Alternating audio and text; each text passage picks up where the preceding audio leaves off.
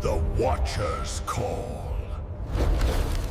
From the darkness, we observe.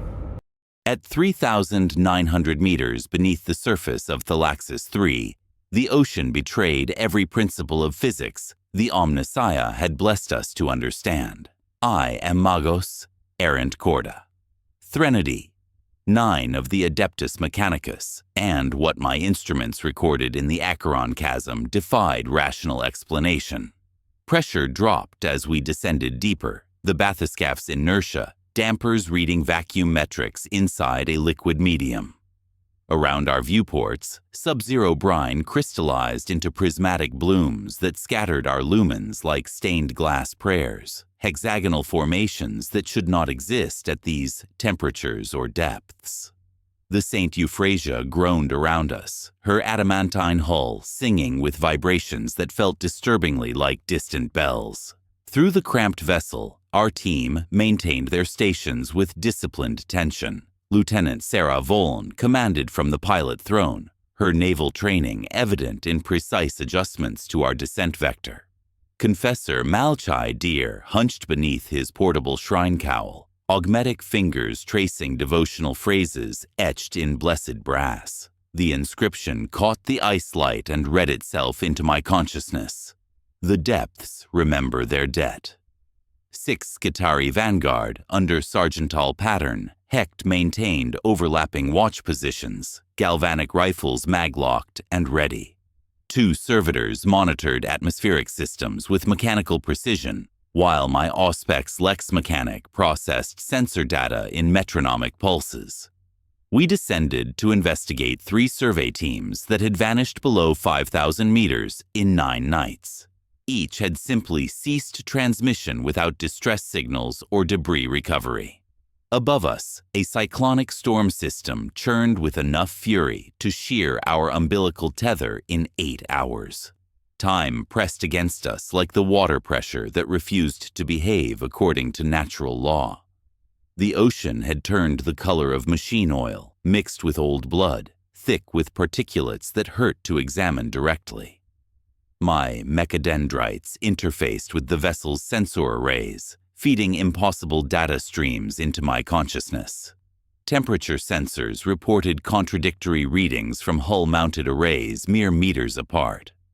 Most disturbing, the Auspex returns had developed a rhythm.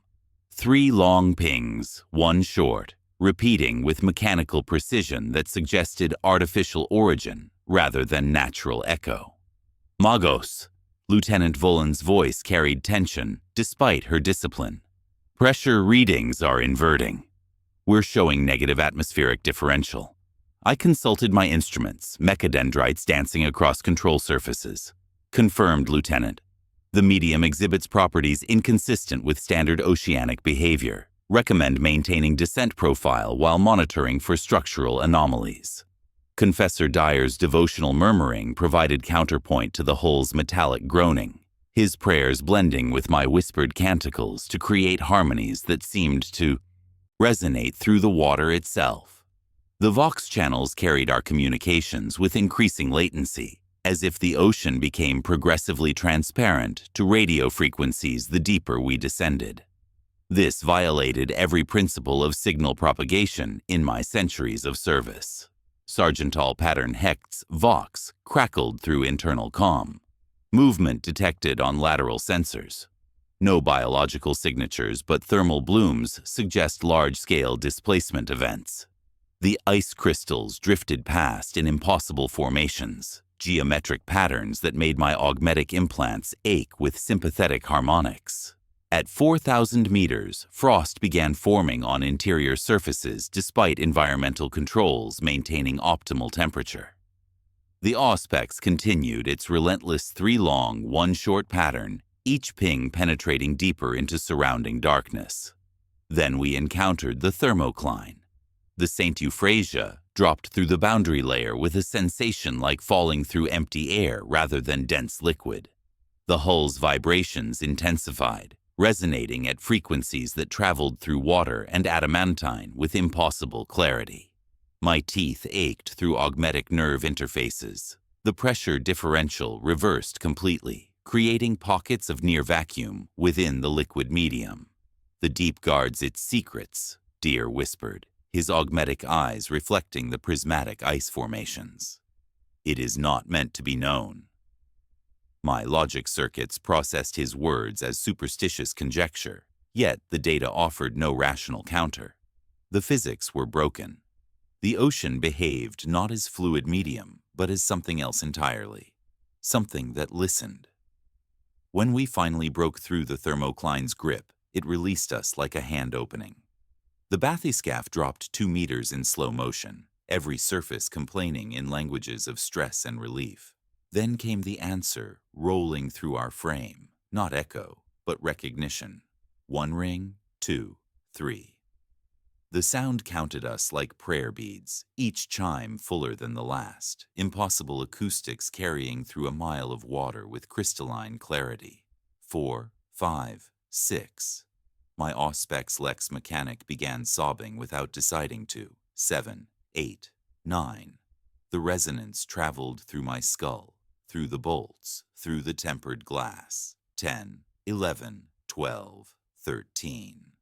Bells shouldn't carry, Confessor Deer whispered, his voice barely audible above the lingering resonance. Not here. Not under this weight of water. The 13th ring settled into the ship's frame and matched our Auspex's heartless patience perfectly. 3 long, 1 short. The Saint Euphrasie slid obediently toward whatever waited in the darkness below, answering a call we had unknowingly been making since our descent began. The 13th chime faded into the hull's memory, but its resonance lingered in frequencies my augmetic implants could not classify. I am Magos Errant, Corda Threnody. 9, and what followed that impossible bell demanded. Methodical investigation despite every instinct screaming retreat. Deploy mapping protocols, I commanded through Vox Grill, mechadendrites interfacing with the Saint Euphrasia's sensor arrays. Lieutenant Voln, maintain station at current depth. Sergeantal pattern. Hecht, establish perimeter formation. The investigation commenced with ritual precision. Servo skulls launched in staggered formation, while my Auspex Lex mechanic initiated triaxial scans of the Acheron Chasm's walls. The basalt formations rose in impossible cleanliness. Surfaces polished mirror smooth, without accumulated sediment that should blanket any oceanic trench after millennia of deposition. No tube worms, no bioluminescent colonies, no scavenger organisms investigating our intrusion.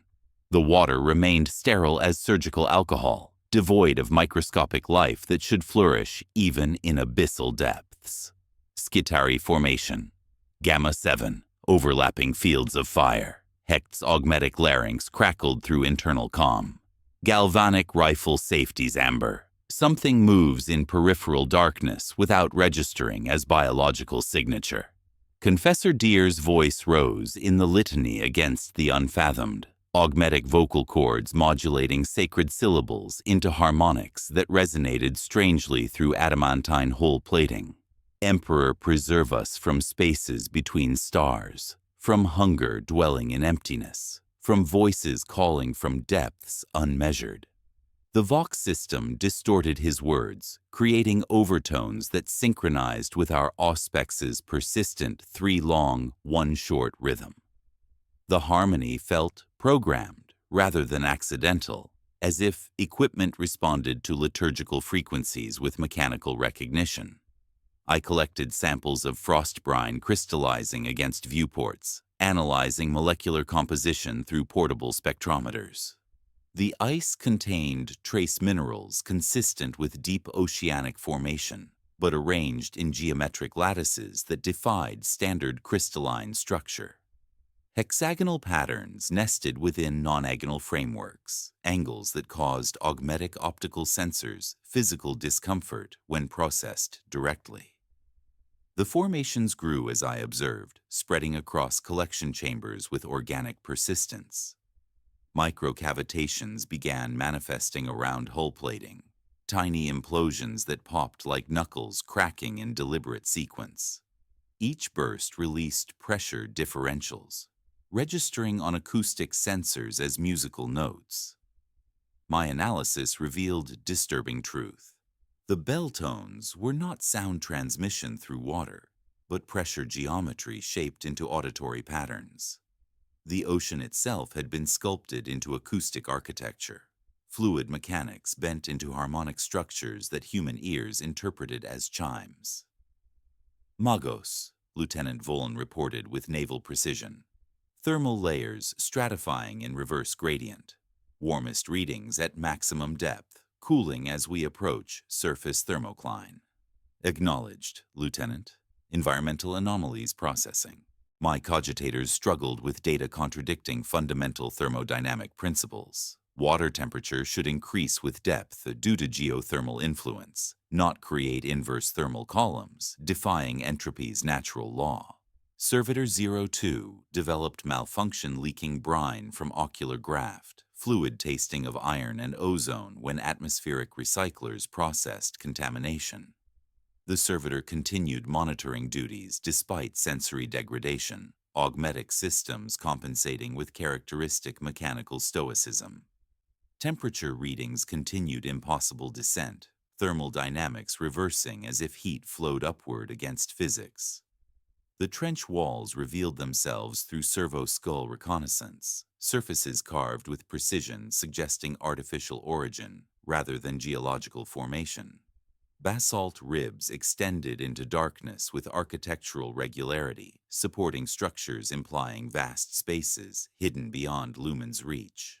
No silt plumes disturbed water columns. No debris fields marked time's passage. Everything remained immaculately preserved, as if the ocean had forgotten aging. Drone 02's camera array swept methodically across eastern wall, lumens penetrating shadows that absorbed rather than reflected light. My auspex registered negative space where fertile noise should exist, not absence but deliberate emptiness. The formation appeared gradually through digital enhancement, edges resolving from darkness like photographs, developing in chemical baths. By the throne, Confessor Dyer whispered, devotional recitation faltering as drone feeds resolved on main display. Architecture where none should exist. The cathedral facade emerged carved into living rock at depths where human craftsmanship could not survive crushing pressure. Stone surfaces bore extreme ages patina, yet showed no pressure damage or erosion. Encrusted formations covered the facade like coral growth, but arranged in patterns suggesting deliberate decoration rather than natural accumulation. Architectural style blended Imperial Gothic with older influences predating human colonization. Drone 02's lumens illuminated proportions scaled for giants. Nave doors 30 meters high, columns like void schooner trunks, lintels wider than our submersible's length. The cathedral doors stood slightly ajar, revealing darkness that seemed to breathe with tidal rhythm. Beyond thresholds, spaces extended into trench walls that could not physically exist within geological formation constraints. My servo-skull's auspex registered the lintel's inscription through electromagnetic resonance scanning. 9 interlocking sigils arranged in perfect symmetry across the archway's span caught our lights and threw them back in patterns that hurt to observe directly. Each sigil contained 9 sides, non-agonal geometry, creating optical illusions when viewed through human perception. The shapes seemed to rotate independently of perspective, angles shifting with mechanical precision, suggesting active rather than static carving, waiting for recognition we had unknowingly provided by witnessing them. Lieutenant Voln engaged microthrusters with practiced precision, guiding the St. Euphrasia through cathedral doors that dwarfed Imperial void ships. I am Magos, errant Corda Threnodi 9, and crossing that threshold violated every principle of structural engineering blessed by the Omnissiah. Oil-black water filled volumes that could not exist within the trench wall's geological constraints, darkness that absorbed our lumens without reflection or scatter. The basilica's interior defied rational measurement, spaces extending kilometers into solid basalt, according to my cogitator's increasingly frantic calculations. Columns rose like petrified forests, their Gothic arches curving into each other with geometries that refused to meet at logical angles. Sonar readings painted spiral architecture where visual inspection suggested linear nave progression. Acoustic mapping overlaying three-dimensional mazes onto floor plans that appeared straightforward to human perception. My augmetic visual processors registered strain, attempting to reconcile architectural impossibilities with observed reality. Structural analysis inconclusive, I reported through VoxGrill. Mechadendrites interfacing with sensor arrays. Interior volumes exceed external dimensional constraints by factor of 12.7. Recommend proceeding with extreme caution. The collapsed transept balcony provided stable mooring, stonework, showing catastrophic failure patterns that suggested surgical displacement rather than gravitational collapse. Coral growth covered fractured surfaces in geometric mandalas, organisms forming devotional patterns around imperial aquilas carved into balustrade stonework. I engaged maglock systems, adamantine clamps biting into calcified stone with metallic satisfaction. Tethered reconnaissance protocol, I announced. Sergeant Al Pattern Hicht, prepare for two-person excursion. Entry formation, Wedge 7. Galvanic rifle charged, lost targeters maintained at low power settings. Hecht's augmetic systems cycled through equipment verification with mechanical precision. Pressure suits sealed, tether integrity confirmed, weapon systems operational. Ready for breach, Magos. We entered through airlock cycling, pressure differentials equalizing with hissing that echoed through impossible volumes. Cold struck through sealed suits, despite environmental controls, heatless burning that penetrated ceramite and void-hardened fabric to affect augmetic components directly. The sensation defied thermal transfer principles, spiritual rather than physical contact, chilling machine spirits through sympathetic resonance. Ash motes drifted through water columns like bone meal snow, particles that dissolved when collected, but reformed continuously from unknown sources. Each speck caught our helmet lumens and reflected light in prismatic patterns that caused optical pain when observed directly. The particulates moved with tidal rhythm, swirling in currents that followed architectural lines rather than fluid dynamics. Confessor Deer, maintain Vox patch for theological analysis, I transmitted through tether communication. Religious iconography requires ecclesiastical interpretation. Distant tolling resonated through the basilica at frequencies matching human pulse rates, subsonic vibrations that synchronized heartbeats to mechanical rhythm. My chronometer registered temporal distortion as organic systems adapted to artificial cadence. Hecht's augmetic limbs moved in subtle harmony with the tolling, servo motors adjusting to phantom tempo without conscious command. The nave's central dais rose through water columns like Altar Island, supporting bell frame of impossible construction. 13 bells hung fused with coral growth, metal and organism merged into hybrid architecture that pulsed with organic rhythm. Script-covered bell surfaces in characters that flickered between High Gothic and Binharic. Text shifting between languages with mechanical precision that hurt to observe directly. By the Emperor's grace. Deer's voice crackled through comlink, theological training evident in recognition. That inscription misquotes the Canticle of Depths. 13 chimes bind the tide should read 12 chimes calm the tide. The alteration transforms blessing into binding ritual. Votive niches lined the basilica's walls, alcoves containing offerings that revealed post-submersion imperial presence. Rusted naval insignia bore fleet designations from expeditionary forces. Mechanicus purity seals hung from corroded chains, blessing script still legible despite centuries of oceanic immersion. The consecrations suggested continued worship after the cathedral's impossible descent beneath Thalaxis III's surface. Evidence indicates imperial religious activity following structural displacement, I reported. Forces maintained devotional practices within submerged architecture, treating basilica as sanctified machine temple. Communication interference increased as we approached the bell frame, vox channels filling with harmonics, resembling choral arrangements.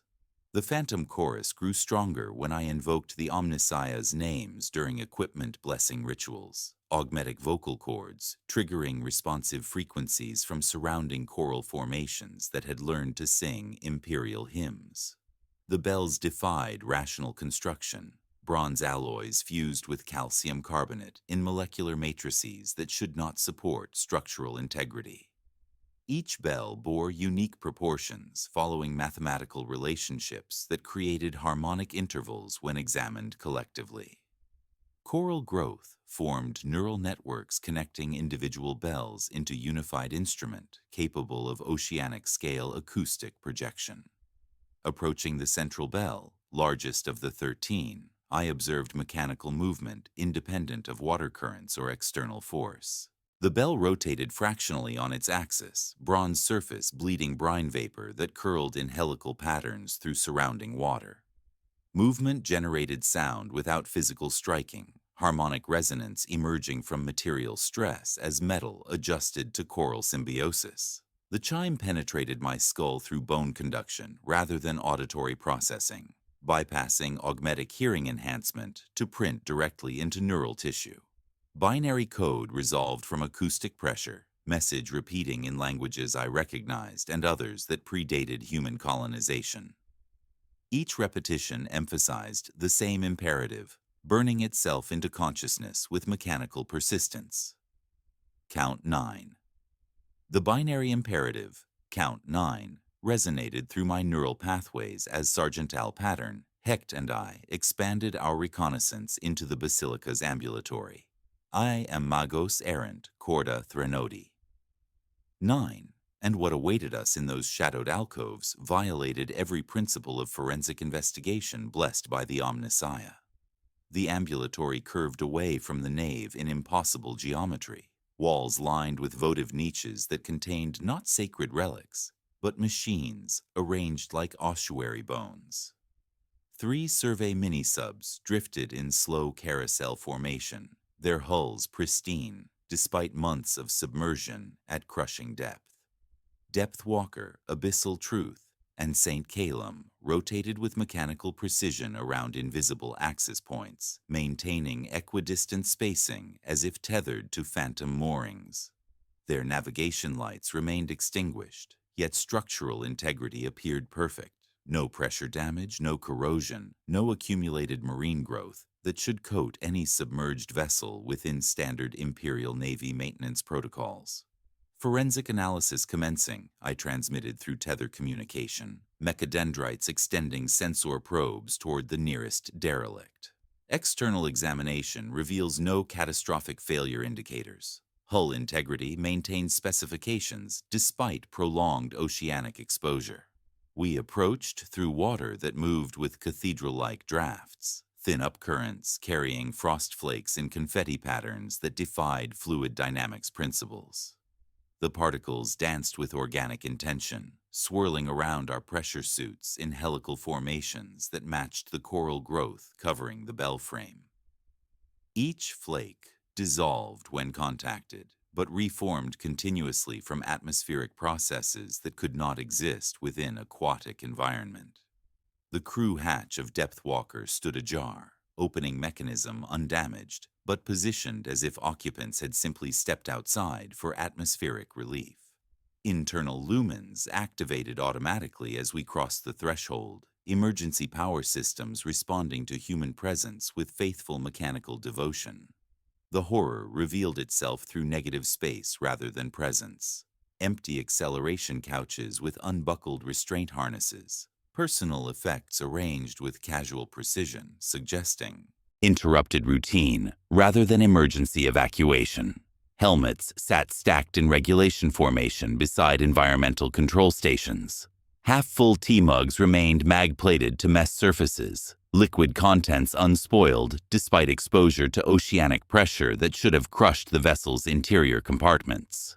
Personal logs lay open to final entries, stylus pens floating at precise distances from writing surfaces, as if authors had paused mid-sentence and departed for brief consultation.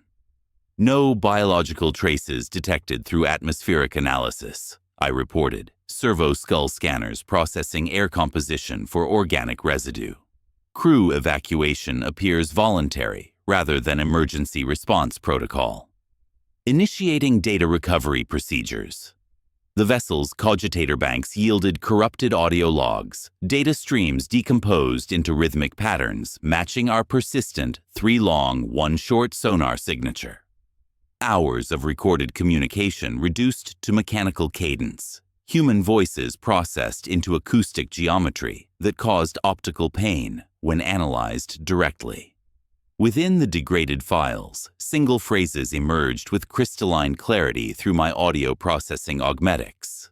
The gate breathes at intervals, 3 long, 1 short. Environmental analysis revealed impossible atmospheric conditions within the derelict vessels. Pressure readings fluctuated with equipment discovery. External sensors registering vacuum pockets that moved through water like air bubbles rising through liquid medium. Temperature gradients defied thermodynamic principles, creating localized weather systems inside submerged architecture that maintained habitable conditions despite oceanic immersion. The second vessel, Abyssal Truth, provided evidence of body horror that challenged my understanding of human physiology. A single pressure glove floated tethered to the pilot station, fabric and flesh welded together at molecular level through processes that left skin grafted permanently into inner mesh weaving. The hand had departed voluntarily, leaving perfectly formed negative space where fingers once resided. Tissue analysis revealed cellular structure consistent with conscious detachment rather than traumatic amputation. Biological anomaly. Documented for theological consultation, I transmitted to Confessor Deer through VoxPatch. Organic material exhibits signs of deliberate separation from skeletal framework. Recommend ecclesiastical interpretation regarding spiritual implications. Bureaucratic revelation emerged from the third derelict's administrative cogitator banks. Inquisitorial warrant attachment codes marked St. Calem's keel with authority seals bearing Ordo Xenos classification stamps. Interrogator Lyra Stride had authorized the expedition through channels bypassing standard Imperial Navy protocols, her personal seal authenticating mission parameters that contradicted our current operational orders. The warrant specified xenological threat assessment, rather than geological survey operations, authorizing extreme containment measures, including orbital bombardment if contamination exceeded acceptable parameters, according to inquisitorial doctrine. Stride's final transmission bore temporal stamps, indicating she remained active within the Acheron chasm, continuing investigation despite official presumption of mission failure. Inquisitorial involvement confirmed through recovered documentation, I reported through secure Vox channels. Interrogator Stride maintains active investigation status. Mission parameters exceed initial briefing specifications significantly. Mechanical decay analysis revealed systematic component failure following non-standard patterns throughout all 3 vessels. Critical systems had been deliberately disabled rather than experiencing catastrophic malfunction, suggesting crew cooperation with evacuation procedures that violated basic survival protocols. Life support systems remained functional despite crew absence, maintaining atmospheric conditions suitable for human habitation within impossible aquatic environment. My Auspex Lex mechanic began registering pressure anomalies that defied sensor calibration parameters, readings fluctuating between oceanic crush depth and near vacuum conditions with mechanical precision. The variations followed architectural lines, creating corridors of altered physics that extended deeper into the basilica's impossible geometry. Following pressure gradient readings toward the ambulatory's terminus, we discovered a corridor lined with petrified hymnals, sacred texts transformed into calcified sculptures that retained readable script despite mineral transformation processes. The books opened themselves as we approached, pages turning with tidal rhythm to reveal passages written in languages predating imperial colonization, yet describing technologies matching Mechanicus' doctrinal specifications. My auspex flared with proximity warnings as pressure readings dropped to near zero along the corridor's terminus. The passage ended in architectural impossibility. A gaping oculus of glass water, spherical lens formation maintaining perfect transparency despite existing as solid barrier. Through the lens, darkness extended beyond measurement, emptiness that absorbed lumens without reflection or scatter, void so complete it registered as physical presence pressing against reality's boundaries. We named it glass water because the mind requires terminology before confronting impossibility. I am Magos Errant Corda Threnody 9, and the spheroid void where seawater clung to invisible curvature defied every principle of fluid mechanics blessed by the Omnissiah. Surface tension behaved like crystalline windowpane, stretched across the throat of nothing. Water molecules maintaining rigid structure while preserving liquid properties that should collapse under oceanic pressure. The membrane held perfect spherical form without physical containment, lumens striking, its surface and scattering like polished diamond refractions. Approaching with gauntleted hand revealed thermal impossibilities that challenged fundamental thermodynamic understanding. External sensors registered -20 Celsius through the barrier, yet proximity triggered warmth sensations that penetrated ceramite plating to affect augmetic nerve interfaces directly. Temperature and pressure had become decoupled variables, operating independently rather than following linked atmospheric phenomena governed by natural law. Mighty Flesh reported phantom hearth warmth, while frost bloomed along forearm couplings like hoarfrost on cathedral glass. Deploying Serpent Probe for dimensional analysis, I transmitted through tether communication, mechadendrites interfacing with reconnaissance equipment designed for hazardous environment investigation. The probe's fiber optic cable extended through glass water without resistance, passing through solid barrier as if navigating viscous atmosphere rather than crystalline formation. Cable tension registered mechanical harmonics at 13 minor intervals, resonant frequencies echoing the basilica's impossible bells with mathematical precision that synchronized my chronometer involuntarily. Lieutenant Volan's voice crackled through comlink from the St. Euphrasia, naval discipline evident despite physiological distress manifesting throughout her respiratory system. Magos, reporting atmospheric anomaly, experiencing saltwater expectoration without rebreather compromise. She coughed wetly, exhalations fogging her visor before crystallizing into salt-laced sigils that matched nave engravings with geometric precision. The formations grew across helmet interior surfaces, creating devotional patterns, spelling liturgical phrases in crystalline script despite sealed atmospheric systems. Visual feed, transmitted through probe, revealed darkness, punctured by slow phosphorescence. Vortices arranged in non-eigen spiral formation, luminescent patterns rotating with mechanical precision around invisible axis points. Each vortex pulsed with organic rhythm, matching human cardiovascular patterns, suggesting biological origin for illumination existing without supporting life forms. The spiral rotated counterclockwise, luminescence, synchronized with our persistent 3 long, 1 short auspex signature. Environmental electromagnetic interference spiked around the oculus, sensor arrays registering phantom signals containing structured information rather than random static. The interference patterns matched Mechanicus Binharic transmission protocols, suggesting technological origin for phenomena affecting natural electromagnetic spectrum. My augmetic implants began receiving unauthorized data streams, bypassing security protocols through sympathetic resonance with surrounding architecture. The motif callback emerged through atmospheric condensation on St. Euphrasia's viewports, crystalline frost forming without human. Inscription: The depths remember their debt. Words appeared through condensation patterns, defying random distribution, letters emerging with calligraphic precision, suggesting conscious authorship rather than natural crystallization processes.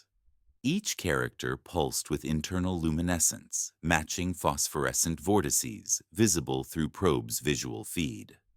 My cogitators processed probe telemetry through dimensional physics algorithms, data suggesting the glass-water barrier functioned as membrane between discrete spatial volumes rather than physical obstacle.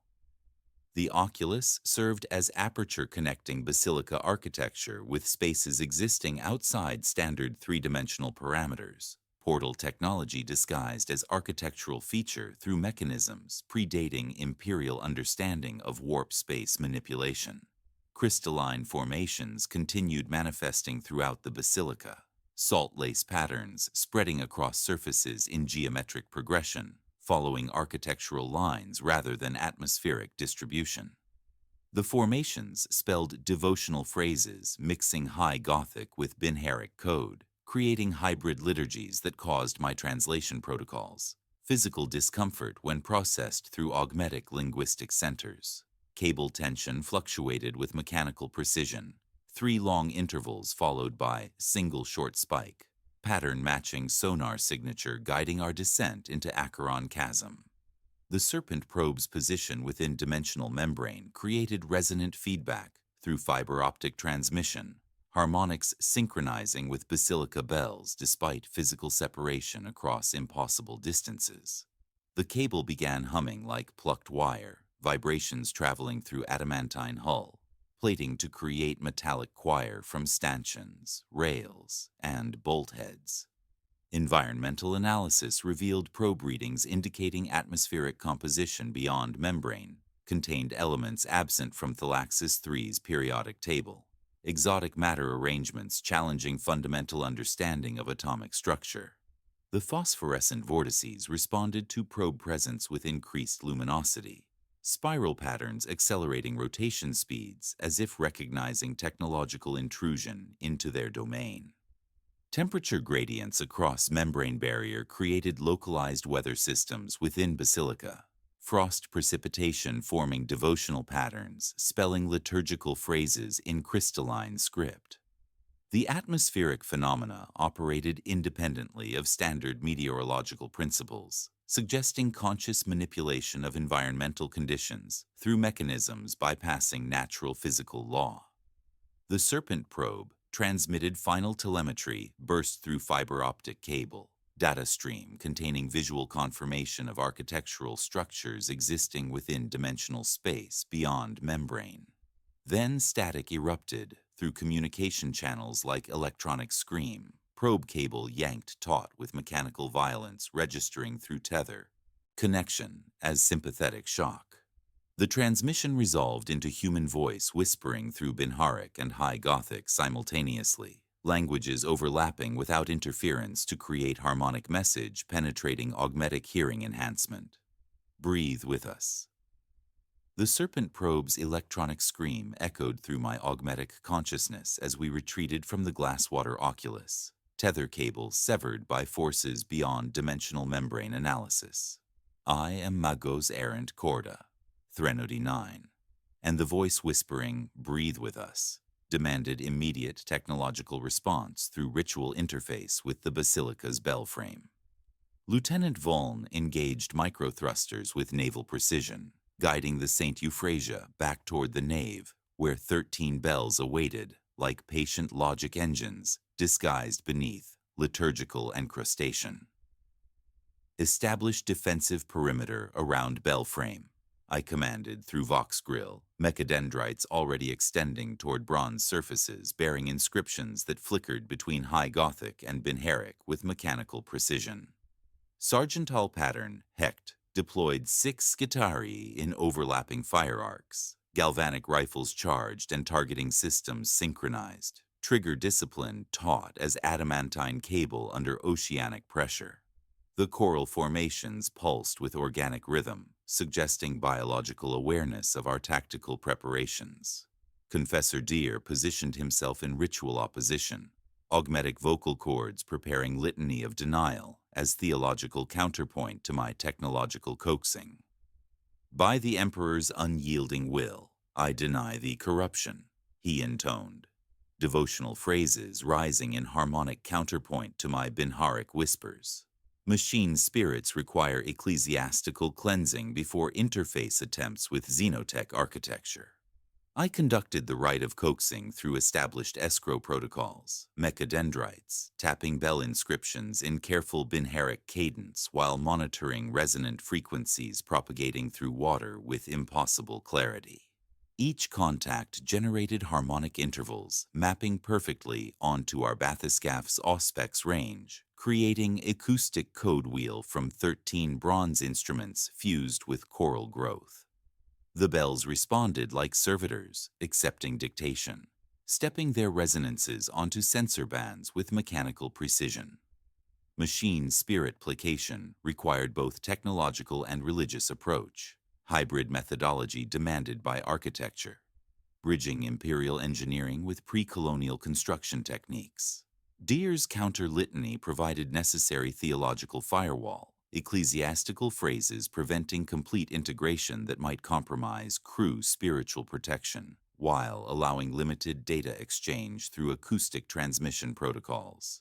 The Belframe's confession emerged through noospheric handshake, machine spirit revealing architectural purpose through binharic data streams, harmonizing with liturgical recitations.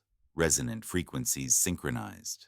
With our equipment, bronze bells functioning as underwater communication array, connecting basilica architecture with imperial technology through sympathetic vibration rather than electromagnetic transmission. Environmental manifestations accompanied technological revelation. Faint gale through water, creating impossible currents. Petrified candles flickering wicklessly with phantom flames, providing illumination without combustion. The phenomena confirmed machine spirits' integration with basilica systems, religious artifacts functioning as technological components within larger acoustic engineering project, spanning oceanic distances.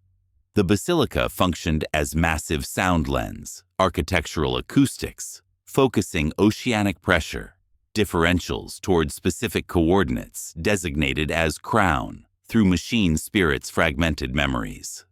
9 anchor points throughout Acheron Chasm concentrated pressure waves through geometric arrangement, piercing what the system designated as pelagic veil, separating dimensional spaces through focused harmonic resonance.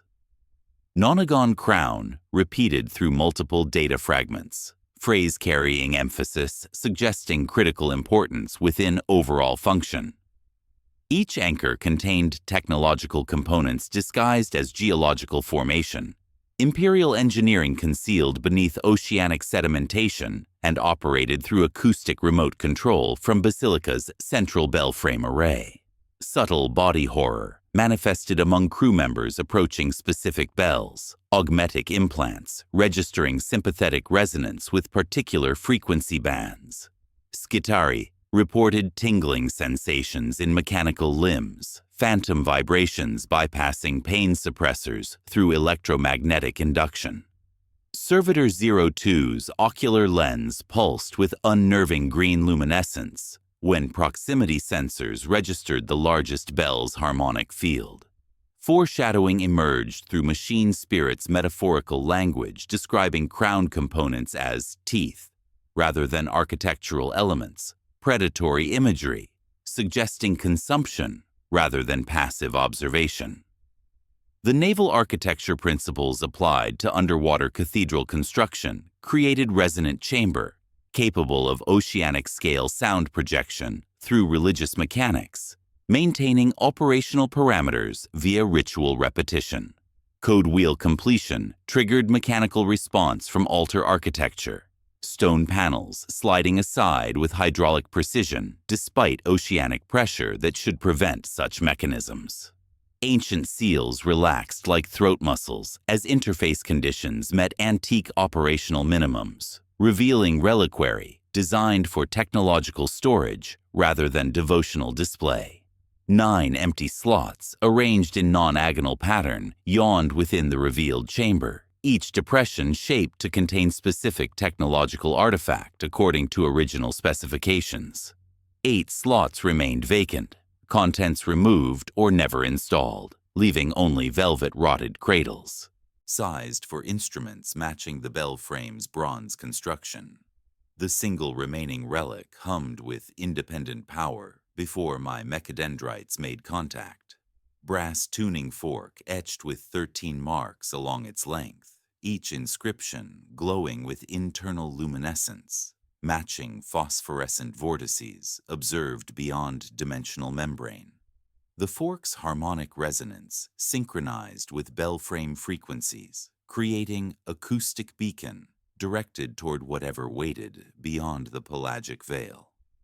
Lifting the artifact revealed its compass-like behavior, magnetic orientation suggesting technological rather than devotional function, as it pointed with unwavering precision toward the glass water oculus.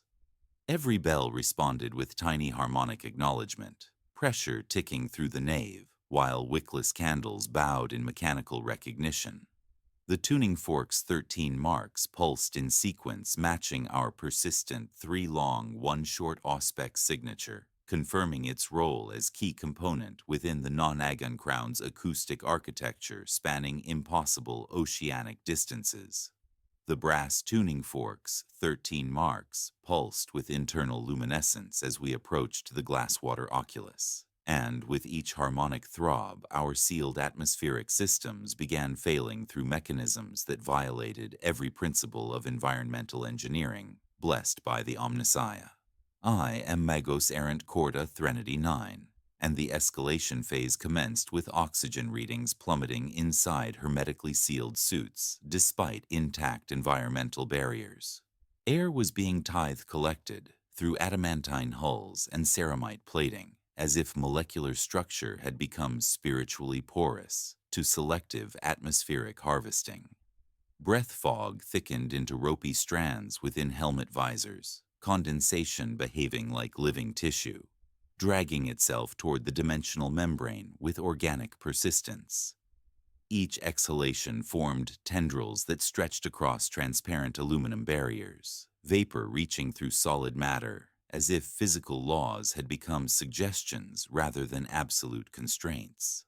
The fog moved with deliberate intention, following geometric pathways that suggested conscious navigation rather than random atmospheric distribution. Emergency oxygen protocols activated. Lieutenant Voln transmitted through increasingly strained Vox channels, naval discipline evident despite physiological distress manifesting throughout her respiratory system. All personnel toggle atmospheric reserves. Maintain operational discipline during environmental hazard response. My prayers to the machine. God interweaved with triage commands as crew members reported respiratory distress through sealed life support systems. Omnissiah, preserve our mechanical breath. Grant function to failing atmospheric processors. Maintain sacred pressure within blessed seals, I intoned while mechadendrites interfaced with emergency oxygen distribution networks. Confessor Deer's counter-litany provided a theological firewall against spiritual contamination. Your breath belongs to the Emperor, not to hungry depths. Sensory anchors grounded our experience in failing physiology, despite environmental impossibilities. Lungs aching, as if breathing thin mountain air at oceanic depths. Metal surfaces sweating frost, despite sealed atmospheric controls. Salt-burning eyes through closed helmet seals. The sensations violated basic protection protocols, suggesting atmospheric theft operated through spiritual mechanisms bypassing purely physical defenses.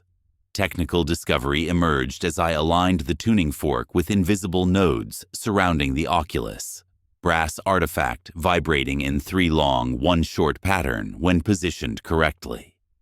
Each alignment sent harmonic acknowledgement through dimensional membrane structure, revealing geometric framework invisible to standard sensor arrays. The fork functioned as acoustic key, unlocking resonant frequencies that mapped onto spaces existing parallel to Basilica's physical dimensions. Rules began changing with mechanical precision as void pockets bloomed like blisters throughout the nave, spherical zones where sound vanished completely, and pressure fell to absolute zero. The pockets manifested according to tuning fork harmonics, appearing at coordinates determined by acoustic interference patterns rather than random environmental degradation. Within each void zone, physics operated according to different parameters, creating islands of altered reality throughout impossible architecture. Sergeant Al pattern. Hecht tested void pocket integrity with servo gauntlet extension, mechanical discipline overriding self-preservation instincts. The glove contacted spherical boundary and imploded silently, ceramite and adamantine collapsing inward without sound or debris, matter simply ceasing to exist within void parameters. His augmetic arm remained intact at the wrist joint, exposure revealing adamantine bone structure designed for hostile environment operations. No pain registered, Hecht reported through battlecant precision. Boundary layer discrete and absolute. Material erasure rather than compression. Recommend tactical avoidance of void zones during operational movement. Confessor Deer recognized atmospheric theft as blasphemous inversion of breath prayers, theological understanding providing context for phenomena, challenging purely technological analysis. Sacred act of breathing becomes stolen tribute, he whispered through labored respiration, augmetic vocal cords struggling against thinning atmosphere. Air given freely to the emperor becomes tithe offering to entities beyond imperial blessing. Environmental conditions created localized weather systems inside the structure, as temperature differentials generated miniature atmospheric phenomena. Frost precipitation formed devotional patterns on surfaces, while warm currents carried salt-scented breezes through impossible aquatic environment. The weather patterns followed architectural lines, suggesting conscious manipulation of atmospheric conditions through mechanisms integrated with Basilica's acoustic engineering. Medical terminology became necessary as crew members exhibited symptoms of atmospheric deprivation despite sealed environmental systems. Hypoxic confusion, peripheral cyanosis, visible through helmet illumination, cardiac arrhythmia, registering through suit medical sensors.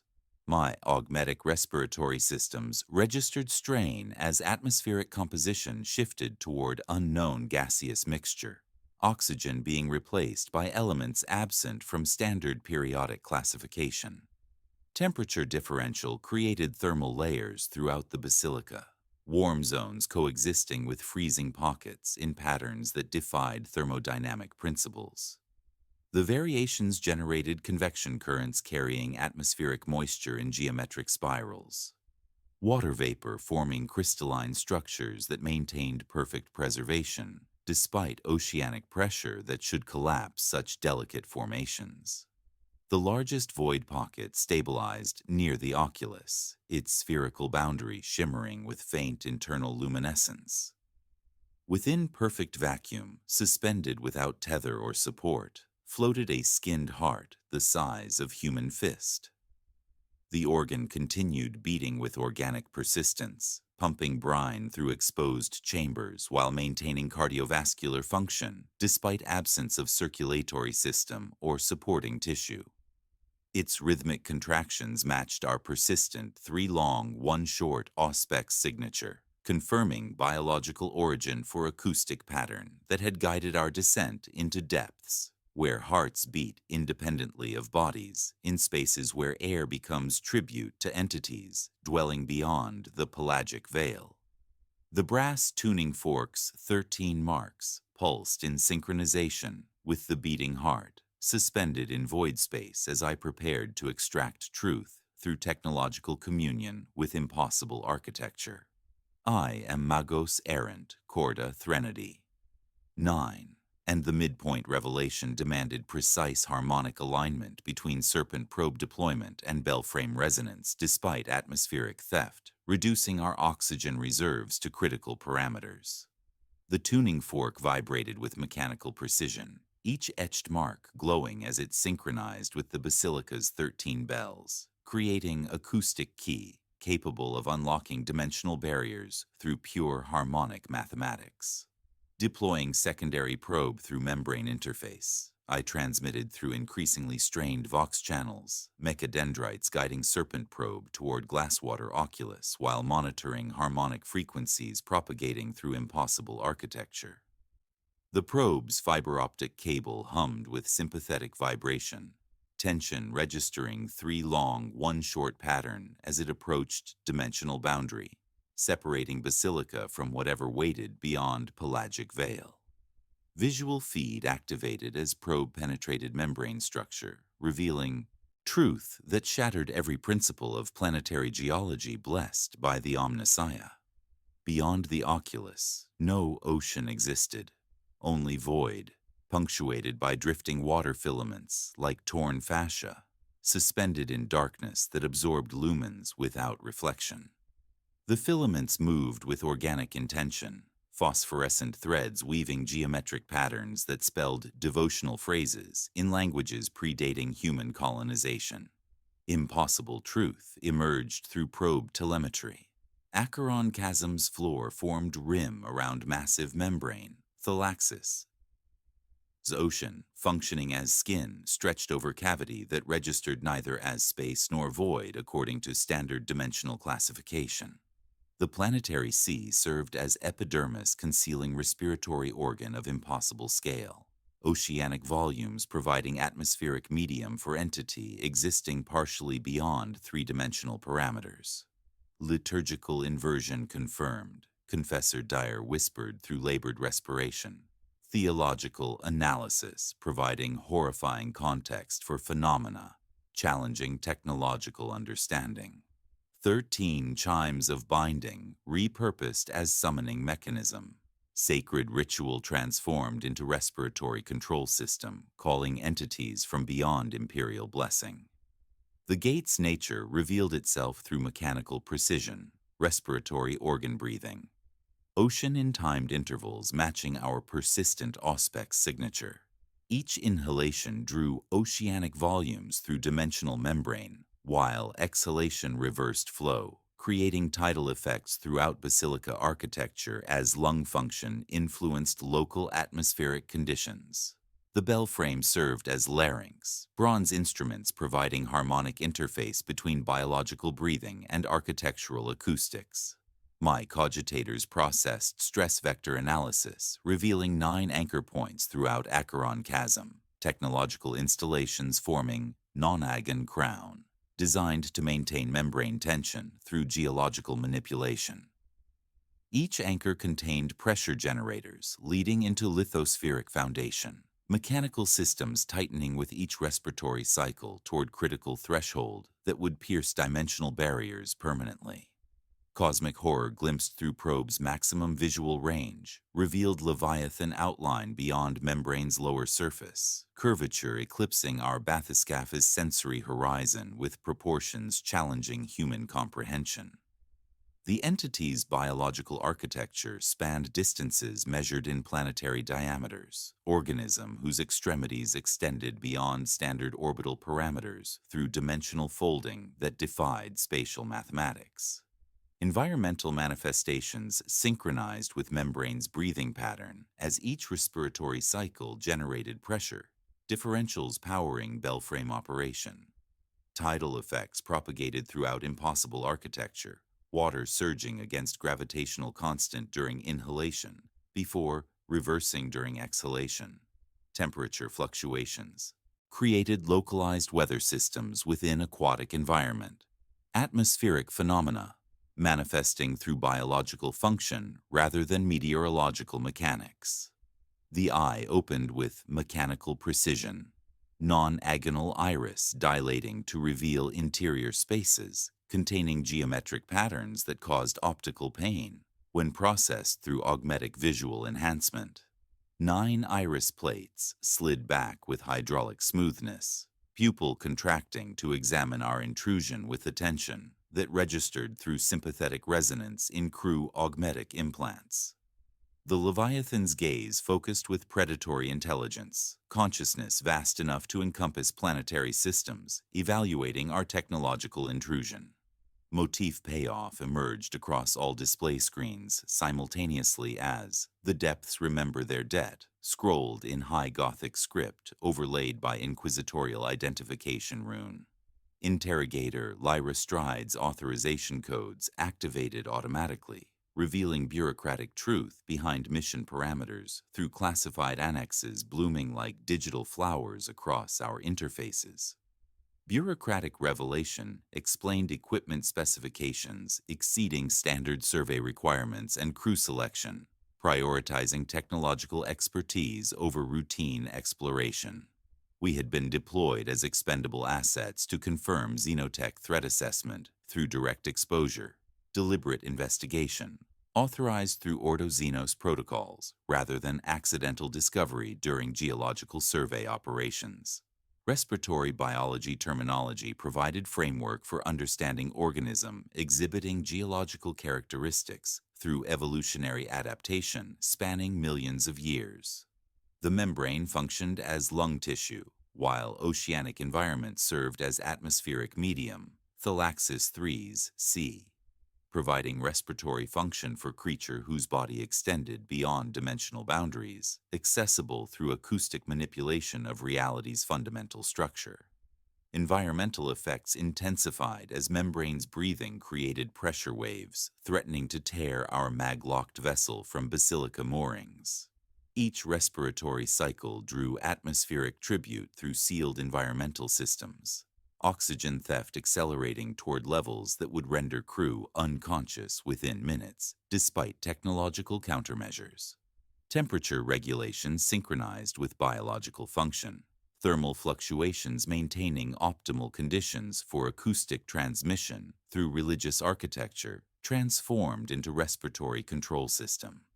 The void pocket containing skinned heart pulsed with increasing intensity, organ serving as biological sample from entity whose cardiovascular system spanned interplanetary distances. Static burst preceded transmission bleeding through dimensional membrane as Interrogator Stride's voice carried inquisitorial authority across impossible distances. Her words synchronized with membrane's respiratory rhythm, suggesting integration with biological law. Systems that had claimed previous survey teams through atmospheric tribute demanded by entities dwelling beyond pelagic barriers.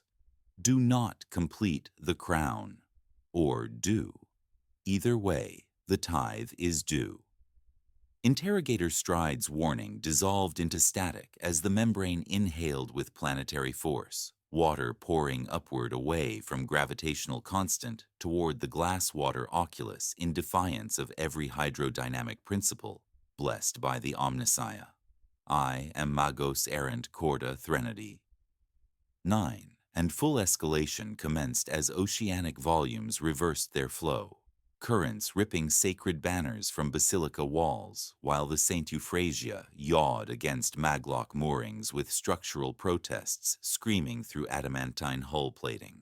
Trench silt erupted skyward in volcanic fountains, sediment layers accumulated over millennia, launched toward the dimensional membrane like offerings to cosmic hunger. Emergency ascent protocols. Lieutenant Voln commanded through naval discipline strained beyond doctrine, her hands dancing across ballast controls as impossible readings cascaded through our systems. Recommend immediate detachment before structural integrity fails completely. Negative, Lieutenant. I transmitted while mechadendrites processed anchor coordinate data streaming across tactical displays. If we abandon position without disabling the Nonagon crown, entire planetary ocean inverts through dimensional membrane. Surface population drowns in atmospheric vacuum as Thalaxis 3 bleeds dry. Confessor Dyer's theological analysis provided solution through religious mechanics adapted to impossible circumstances. Bells sung in counterpoint can close respiratory function, he declared, augmetic vocal cords modulating sacred syllables despite atmospheric theft. 13 voices required for harmonic closure. Current personnel, 10 including servitors. Mathematical insufficiency demands liturgical creativity. Environmental chaos manifested as upward tide created impossible waterfalls flowing against gravity. Oceanic debris floating in reverse precipitation toward the dimensional membrane. Coral fragments, basilica stonework, and metallic components from previous survey vessels drifted skyward in slow avalanche. Matter drawn into respiratory organ with inexorable biological hunger. Void pockets multiplied throughout basilica architecture, spherical zones of absolute silence creating islands where distance became negotiable rather than fixed measurement. Scytarius Vex 7 approached void boundary during tactical repositioning, adamantine boots crossing threshold with mechanical precision. He vanished chest first while legs remained kneeling in prayer position, lower extremities maintaining devotional posture despite upper torso. Erasure through dimensional contact. Servo motors continued genuflecting with faithful persistence despite biological cessation. Deploy external charges along anchor coordinates while maintaining counter-him, I commanded through increasingly strained atmospheric systems. Sergeant All-Pattern Hecht, prepare demolition charges for subsurface deployment. Synchronize explosive ordnance with acoustic disruption protocols. Musical theory provided framework for understanding harmonic requirements necessary to close dimensional membrane through acoustic interference. 13 voice counterpoint demanded precise frequency modulation, each voice contributing specific interval calculated to disrupt respiratory rhythm. My cogitators processed musical mathematics while crew prepared explosive ordnance for anchor destruction. Bureaucratic complications emerged through inquisitorial protocols streaming across displays despite communication interference. Ordo Xenos containment doctrine suggested acceptable losses for threat neutralization, authorization codes, permitting planetary sacrifice if necessary to prevent xenotech proliferation. Stride's mission parameters included expendable asset classification for all personnel below interrogator rank, cold calculus measuring millions of lives against cosmic contamination. Equipment failures accumulated as micro cliffhangers, Vox channels cutting intermittently during critical coordination, atmospheric processors malfunctioning through spiritual contamination, navigation systems registering impossible readings as void pockets drifted through sensor arrays like electromagnetic fog. Each system degradation reduced operational efficiency, while time pressure mounted toward catastrophic threshold. The upward tide's violence intensified, pressure differentials powerful enough to invert oceanic circulation, creating maelstrom of ascending matter. Sacred banners dissolved into ash motes fountaining skyward, petrified hymnals tumbling in reverse gravity, while wickless candles bowed to impossible winds, carrying salt-scented breezes through aquatic environment. Hecht's voice crackled through calm static. Charges armed at coordinates 1 through 6. Guided torpedoes vectoring toward 7 and 8. Servo skulls riding demolition packages through upward current toward final anchor position. The reliquary's ancient seals failed under hydrodynamic stress. Upward torrent tearing lid free with metallic scream to reveal carved map etched into stone interior. Nonagon crown coordinates appeared through archaeological revelation. 9 anchor points marked across Acheron chasm walls, with precision suggesting technological survey rather than religious decoration. Each coordinate bore numerical designations matching current tactical displays, confirming Basilica's function as control center for planetary-scale engineering project.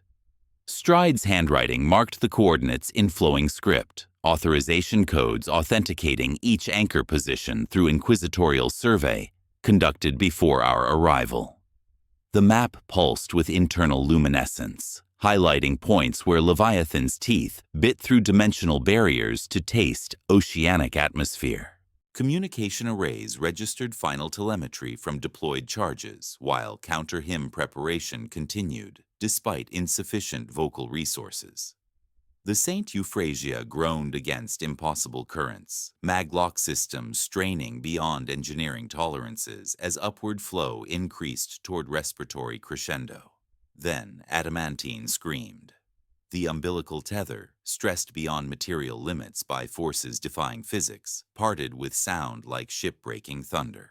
Our bathyscaphe became free-floating vessel in impossible tide, navigation systems struggling against oceanic inversion while we drifted toward whatever waited beyond the pelagic veil, carried by respiratory currents toward entities whose hunger demanded atmospheric tribute from crew, whose voices might provide final harmonic components necessary for dimensional closure. The umbilical tether's severing cast the St. Euphrasia into free-floating crisis as oceanic inversion pulled water skyward in defiance of gravitational law. I am Magos errant, Corda Threnody. 9. And ballast jets fired in calculated bursts maintaining station against impossible currents while we deployed external charges toward first 2 anchor coordinates. Lieutenant Voln's hands danced across thrust controls with naval precision, micro-thrusters countering upward tide that violated every principle of fluid dynamics blessed by the Omnissiah.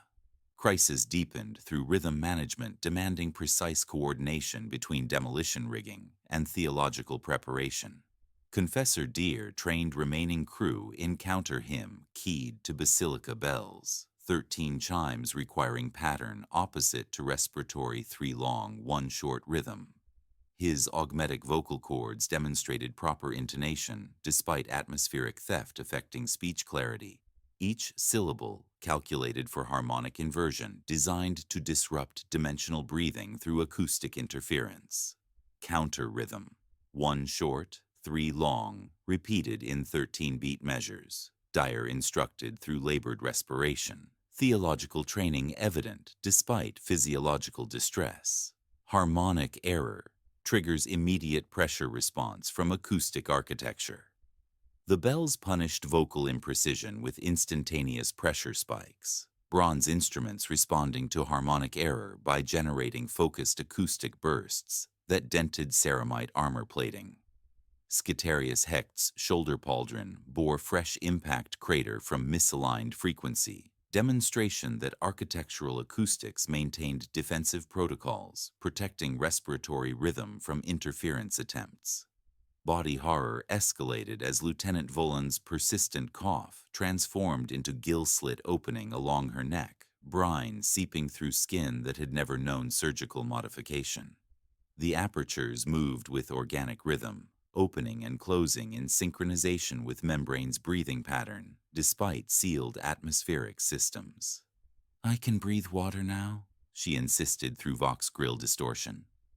Naval discipline, maintaining operational focus. "It feels like air, Magos. Better than air." External charges reached first anchor coordinates, revealing architectural discoveries that challenged understanding of Thalaxis III's geological history. Anchor 01 manifested as basalt monolith, bearing brass inlay arranged in neural networks throughout stone structure. Metallic veins conducting harmonic resonance with technological precision, suggesting artificial origin rather than natural mineral formation. The brass pulsed with faint internal luminescence, geometric patterns that hurt to observe directly. Anchor 02 revealed itself as vertebral column fossilized into stone, biological architecture transformed through geological processes spanning millions of years. Each vertebra bore brass fittings, connecting spinal segments into harmonic transmission array, organic structure repurposed for acoustic engineering through biomechanical integration that predated human understanding of xenotech fusion. The spine curved through trench wall, following anatomical principles scaled to bureaucratic moral crisis, erupted through encrypted, inquisitorial transmission, bleeding through communication interference.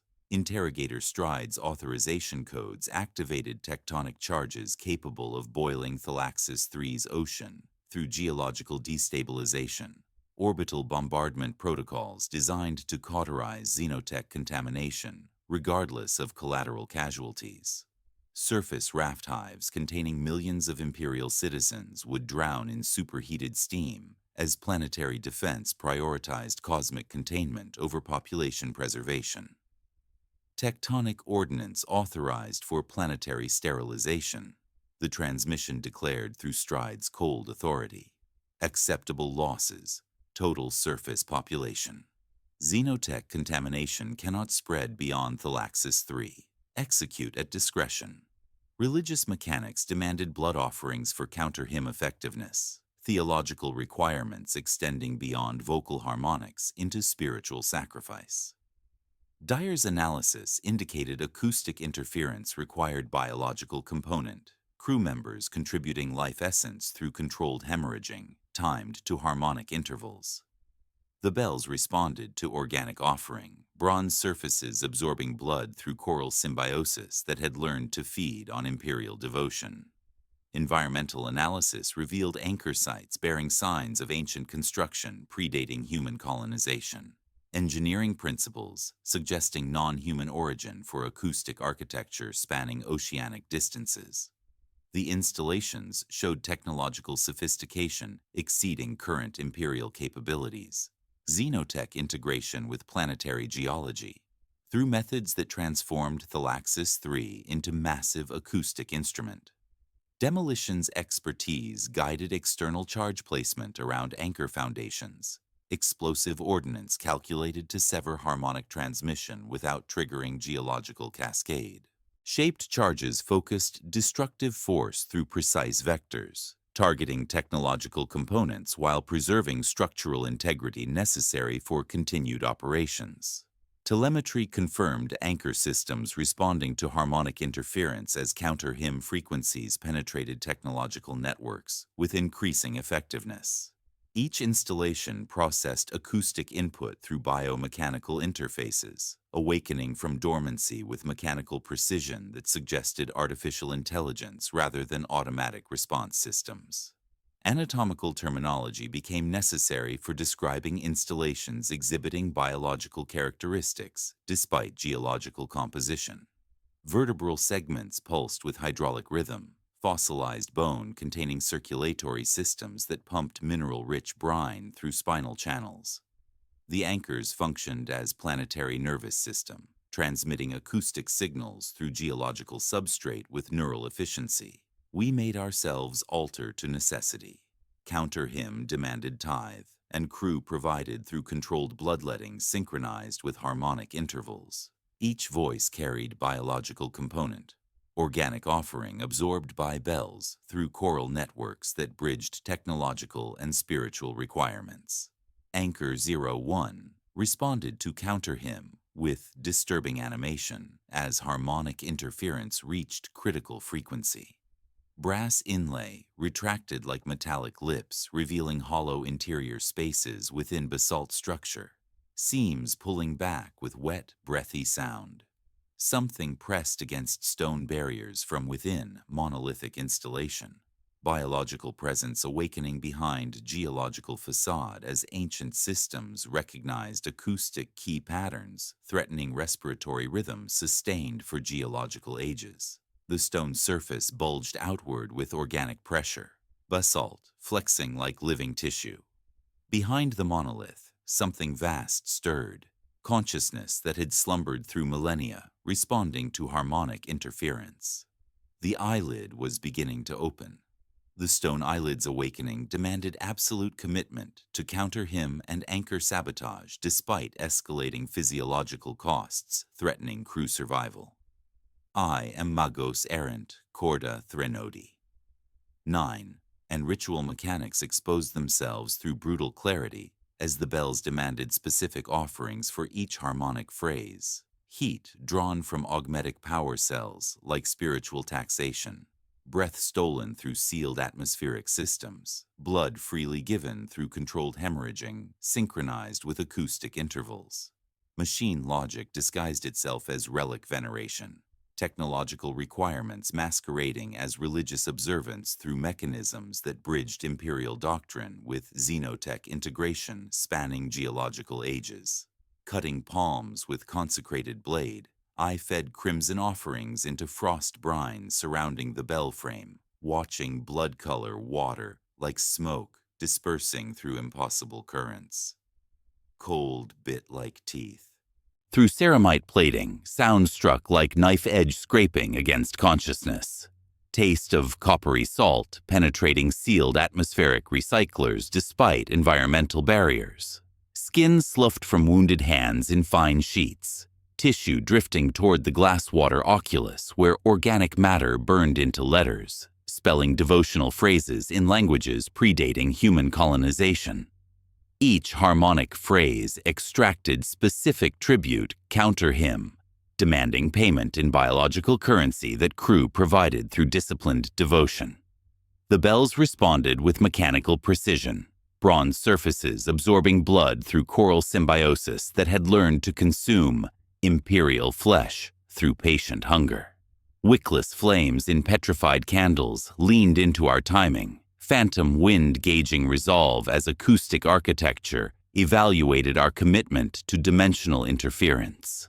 Sergeantal pattern, Hecht volunteered for heroic sacrifice, accepting mission to place shaped charges at Anchor 03, despite crevice location, whispering Binharik through geological acoustics.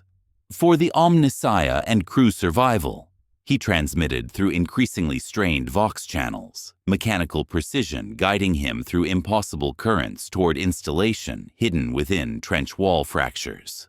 His augmetic systems interfaced with demolition equipment while navigating spaces that breathed brine through sutured fissures between vertebral stone and annealed brass. He returned with communication systems contaminated by other voices, languages unsynced with human speech patterns bleeding through augmetic vocal processors.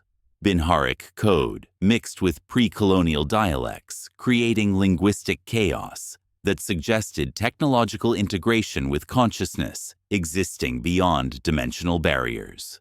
His reports contained knowledge he had never learned. Information absorbed through proximity to xenotech architecture spanning interplanetary distances. The motif shifted with disturbing precision as the depths remember their debt began answering itself through environmental responses. Frost formations on viewports spelled counterphrases with crystalline script. The depths collect. Each devotional inscription triggered immediate reply, suggesting conscious awareness within oceanic environment that processed human communication through mechanisms bypassing standard linguistic protocols. The transformation carried emphasis of correction rather than observation, cosmic ledger adjusting accounts with mechanical persistence. Body horror progression manifested through crew members exhibiting increasing adaptation to aquatic environment without surgical intervention. Lieutenant Volon's gill slits widened with organic precision. Brine circulation improving respiratory efficiency despite sealed helmet systems.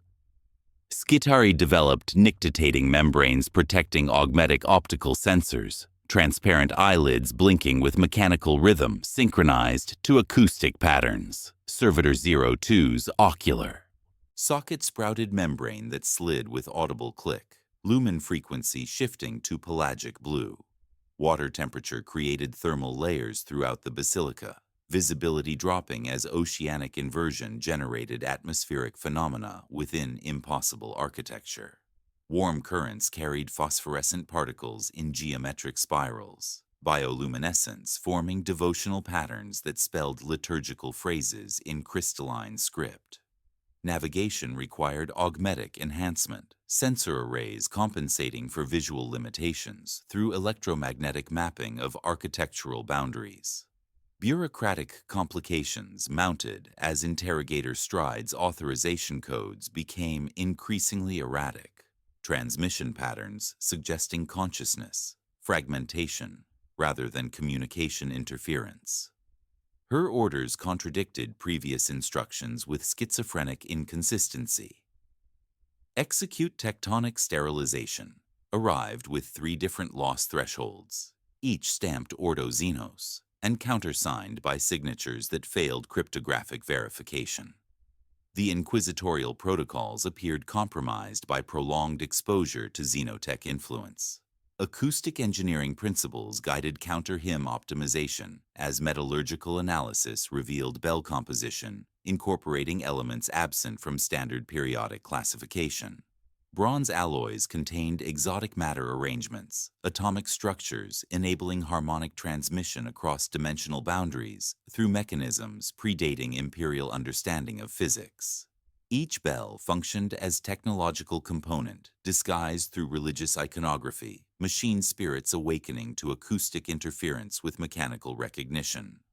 Telemetry confirmed 3 anchors compromised through explosive ordnance. Harmonic resonance building toward critical threshold as counter-him frequencies disrupted respiratory rhythm.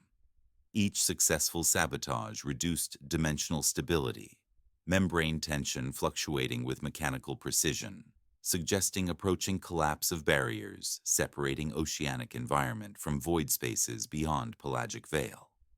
Lieutenant Voln removed her helmet with deliberate precision, seawater flowing into her lungs without drowning response as gill slits processed oceanic atmosphere with biological efficiency. Her eyes filmed with pearl opacity, nictitating membranes protecting vision while maintaining transparency necessary for navigation. She swam through crushing pressure as if born to depths, aquatic adaptation complete, through mechanisms that violated human physiology. "I can hear the remaining 6 anchors," she reported through voice carrying harmonic undertones, pointing toward black vent, where water crystallized into lace formations midstream. The delicate structures formed geometric patterns moving with organic intention, crystalline architecture spelling devotional phrases in languages mixing High Gothic with Binharic code. Within the brittle filigree, something stirred with mechanical precision, consciousness awakening within matrices that had learned to think through oceanic chemistry and acoustic resonance. The lattice trembled as if tapped from within. Lieutenant Voln's pearl-filmed gaze fixed upon the black vent as crystalline lace trembled with internal movement, and hazard fully manifested through architectural impossibility that challenged every principle of structural engineering blessed by the Omnissiah. "I am Magos, errant Corda." Threnody 9, and the vent blossomed into dome of brittle translucent geometry as frozen water formed cathedral of thorns extruding itself from vapor and fracture lines with organic intention. Each thorn bore geometric precision, suggesting conscious construction, ice crystallizing in patterns that spelled devotional phrases through 3-dimensional script, while architectural spires arranged themselves in harmonic intervals, creating acoustic resonance chambers within brittle cathedral walls. Creature emergence commenced through exhalation from dome apertures, as half-made entities breathed themselves into existence through mechanisms that violated biological principles. Eel spines writhed with human teeth embedded along vertebral ridges, dental structures gnashing with mechanical precision while serpentine forms navigated impossible currents. Jelly sacks pulsed with bioluminescent hymns, transparent flesh displaying imperial creed, verses written in phosphorescent script across membrane walls that contracted with devotional rhythm. Hands without wrists reached through crystalline passages, palms flexing and fingers grasping before sinking back through solid matter, as if ice possessed selective permeability to organic touch. Sargentile pattern, Hecht's Skitarii held perimeter with mechanical precision, galvanic rifles strobing through ice maze with electrical discharge illuminating crystalline passages in stroboscopic patterns. Each muzzle flash carved new facets in the Thorn Cathedral, as if our bullets were chisels. Last fire reflecting through translucent walls, creating prismatic light show that revealed creature movement through multiple dimensional layers. The eel spines spasmed and came apart, teeth spinning like prayer beads while jelly sacks ruptured into lyric foam that spelled liturgical fragments across crystalline surfaces. Environmental shift demanded tactical repositioning toward anchors 4 to 6 across trench lip as thermal gale erupted with atmospheric violence, Superheated current, shoving the St. Euphrasia sideways into tunnel of void pockets. The corridor of silence absorbed sound completely, except for heartbeat audibility. Crew cardiovascular systems providing only acoustic reference within spaces where physics operated according to different parameters. Each void pocket created island of altered reality. Spherical zones where distance became negotiable and pressure registered through bone conduction rather than atmospheric measurement. Communication breakdown manifested. As Confessor Dyer's voice stopped carrying through Vox channels despite functional equipment, his liturgical recitations transforming into pressure text that crew felt through skeletal resonance rather than auditory processing. The counter hymn propagated through physical contact, harmonic vibrations traveling through adamantine hull, plating to reach nervous systems directly while bypassing technological transmission through spiritual communion. Each crew member became acoustic instrument, bodies resonating with theological frequencies that synchronized heartbeats to mechanical rhythm.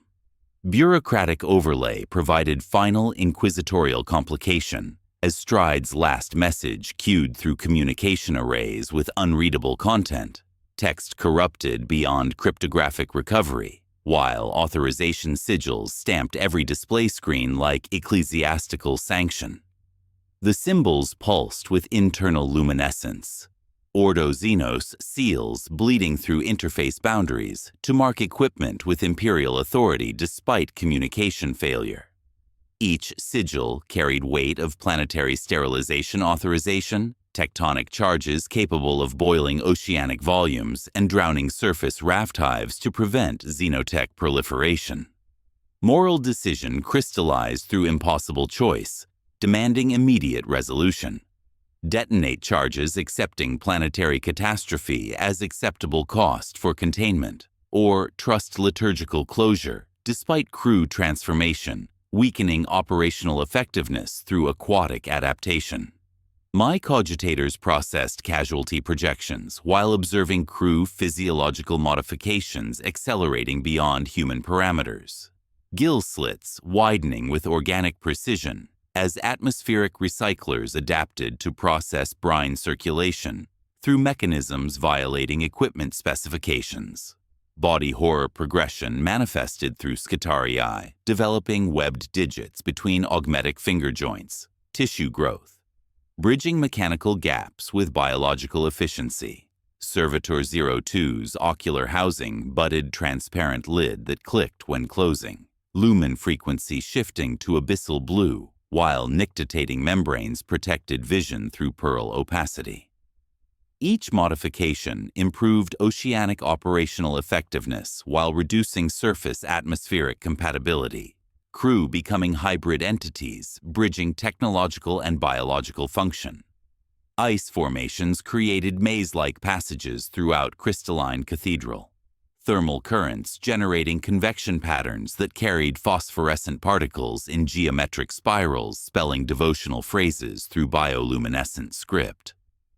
Navigation required constant recalibration as passage configurations shifted with organic intention. Crystalline walls rearranging themselves according to acoustic input from counter-hymn frequencies, while learning crew movement patterns to funnel tactical advancement toward specific coordinates.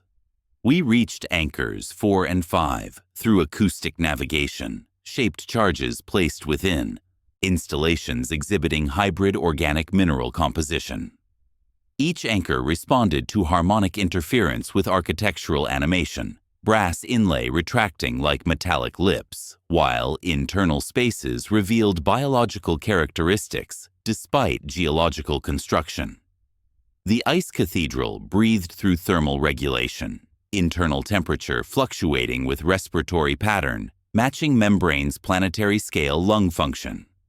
Anchor 06 manifested as dressed plane, where trench wall exhibited impossible smoothness. Basalt surface bearing inset metallurgy folded seamlessly into stone grain. My gauntlet found seams of ancient construction As counter-hymn vibrations propagated through geological acoustics, harmonic frequencies triggering mechanical response from installation that had waited through centuries for proper activation sequence. The anchor opened independently with wet mechanical sigh, brass inlay retracting to reveal perfect non-agonal mouth, lined with basalt teeth polished by oceanic centuries. Each cusp bore metallic veins that flashed like neural networks. Dental structure functioning as harmonic resonance chamber, connecting geological installation with dimensional spaces beyond pelagic veil. The 3 long, 1 short cadence spoke from within through pressure language that shaped cardiovascular rhythm rather than auditory processing, voice carrying across impossible distances with crystalline clarity. Come finish the crown. Anchor 06's non-agonal mouth demanded completion through liturgical mechanic fusion that would either seal dimensional breach or doom Thalaxis 3 to oceanic inversion. I am Magos Errant, Corda. Threnodied 9, and climax choice crystallized through technological desperation as I assembled the crown inverter from the St. Euphrasia's cannibalized systems. 9 resonant coils stripped from navigation arrays, life support harmonics, and communications equipment formed ring architecture tuned through the brass tuning forks 13 marks, while basilica bells provided harmonic template for acoustic engineering spanning impossible distances. My mechadendrites moved with frantic precision, each coil bearing blessed circuitry repurposed for dimensional interference. Electromagnetic fields calibrated to disrupt respiratory rhythm through counter-harmonic projection, the tuning forks ancient metallurgy providing frequency template, corresponding to bell intervals that had maintained oceanic breathing for geological ages. Machine-spirit communion bridged imperial engineering with xenotech architecture through acoustic mathematics that challenged cogitator processing capacity. High-stakes implementation demanded coil placement at final 3 anchor coordinates under blizzard of rising water and ice thorns cascading from the crystalline cathedral, like caltrops in a screaming storm. Each thorn carried cutting edges sharp enough to slice ceramite, frozen water, achieving metallic hardness while maintaining translucent properties that scattered our lumens into prismatic confusion. We did violence to geometry by singing Confessor Deer's counter hymn while reciting Binharic negations, theological and technological languages overlapping to create hybrid liturgy, capable of disrupting dimensional breathing. Lieutenant Voln's transformation progressed beyond human parameters, gills widening along her neck while skin achieved pearl translucency. She navigated void pockets like airless halls, breathing apparatus modifications, allowing atmospheric processing through mechanisms that violated biological understanding. Her exhalations maintained 3 long, 1 short rhythm, respiratory pattern synchronized with membrane function despite counter-hymn interference attempts. Combat climax erupted as creatures surged from crystalline cathedral with predatory coordination. Eel spines writhed with human teeth, gnashing mechanical precision while jelly sacks pulsed imperial hymns, phosphorescent flesh, displaying devotional script across transparent membranes. Skitari maintained fire discipline despite creature numbers exceeding ammunition capacity, galvanic rifles strobing through ice maze with electrical discharge carving new passages through brittle architecture. Skitarius Vex 3 and Vex 5 were dragged into Glasswater Oculus during tactical repositioning, vanishing through dimensional membrane with dry silence that absorbed sound completely. No screams, no impact, just cessation of existence as crew members crossed threshold into spaces where physics operated according to different parameters. Their absence registered through tactical displays rather than sensory confirmation. Body horror reached crescendo as Sargental pattern. Hecht's chest blossomed with coral ribs caging his heart externally, biological growth erupting through ceramite plating with organic precision. The organ pulsed with sickly luminescence, skeletal modifications providing enhanced respiratory function through symbiotic integration that maintained cardiovascular efficiency despite anatomical impossibility. He continued combat operations with mechanical devotion, his heart beating time against coral bars while cutting down creatures with disciplined bursts. Coil 7 locked. Hecht's voice carried wet echoing quality, augmetic systems compensating for physiological transformation. Each coil placement required precise positioning within anchor installations, exhibiting hybrid organic mineral composition. Brass inlay, retracting like metallic lips as harmonic frequencies triggered mechanical responses from geological architecture. Technical resolution demanded completion of non-agon, despite environmental chaos, as temperature extremes created thermal shock across crystalline formations. The final coils synchronized with brass tuning forks harmonic template, electromagnetic fields completing circuit-spanning oceanic distances through acoustic transmission. Crown inverter achieved operational status as 9. Resonant coils projected counter-harmonic frequencies toward dimensional membrane, acoustic interference disrupting respiratory pattern with surgical precision. The closure transformed lungs inhalation into sustained exhalation, upward tide, reversing flow direction before flatlines registered across pressure sensors. Ocean held.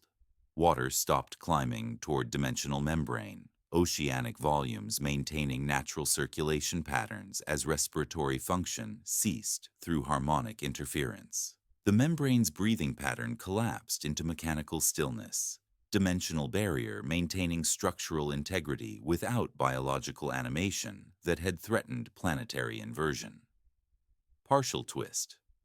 Payoff emerged as membrane writhed with final animation, dimensional barrier responding to closure with organic distress, propagating through oceanic volumes. The Leviathan eye narrowed with predatory focus, non-agonal iris contracting to examine our intrusion with attention that registered through sympathetic resonance in augmetic implants.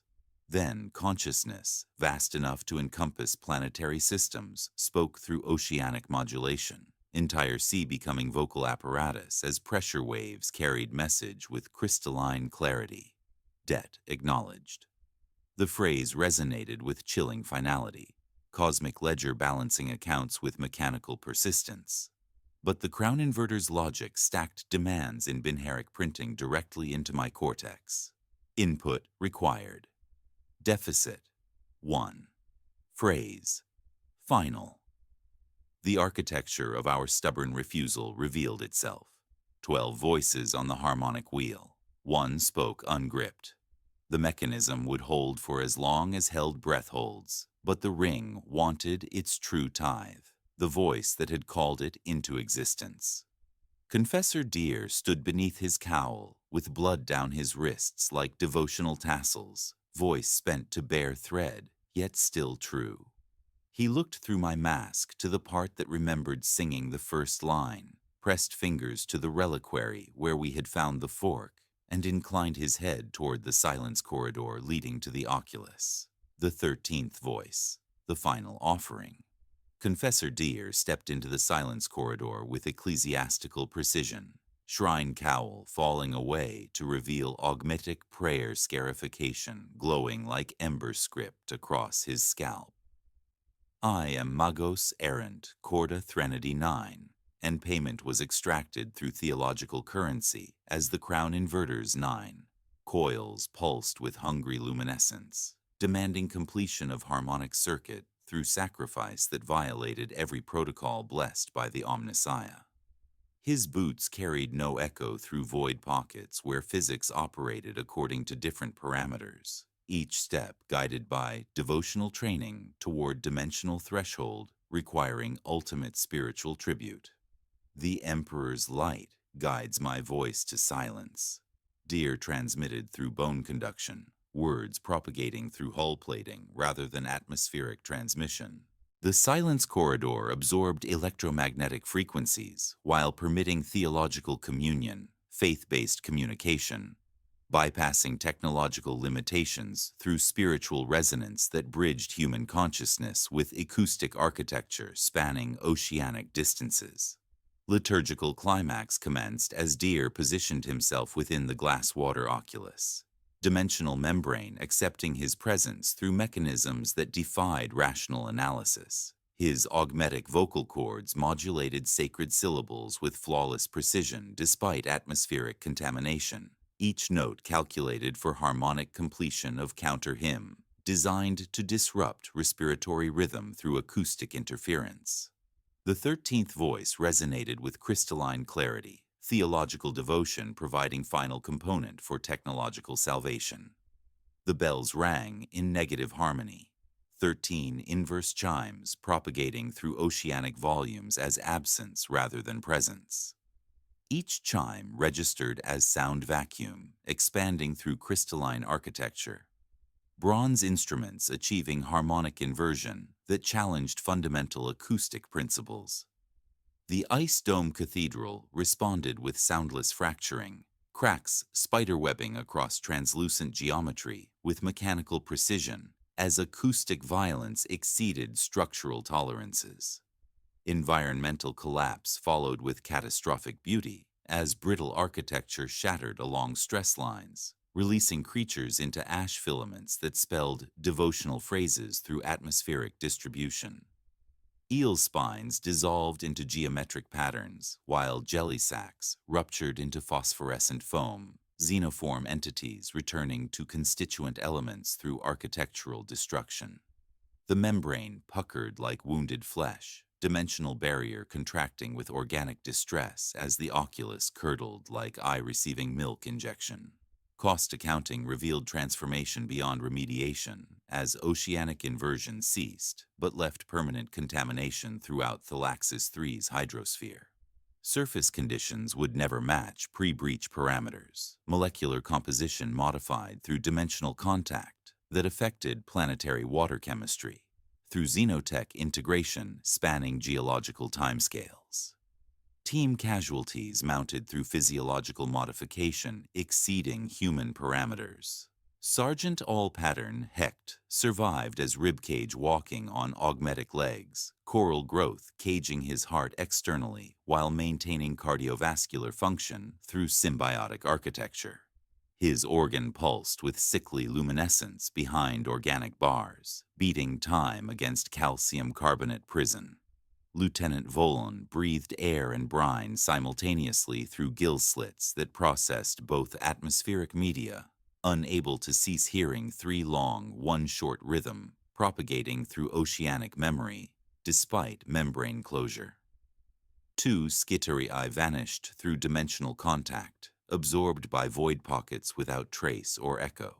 3 servitors achieved mechanical silence, consciousness terminated through spiritual contamination that affected machine spirits beyond technological repair. Medical terminology documented hypoxic scarring, microfractures in ceramite plating, saline burns along augmetic interfaces, corrosion blooms flowering like rust prayers throughout joint assemblies.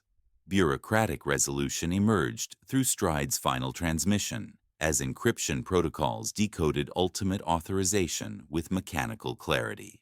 Mark coordinates. Deny pilgrimage. Burn bells if recovered. Ordo Xenos doctrine demanded site containment through ecclesiastical destruction, preventing future xenotech access while maintaining operational security through permanent interdiction protocols. Artifact recovery proceeded through careful extraction of contaminated technological components. The brass tuning fork remained dull and heavy, harmonic resonance reduced to faint heartbeat-like pulsing that synchronized with crew cardiovascular systems.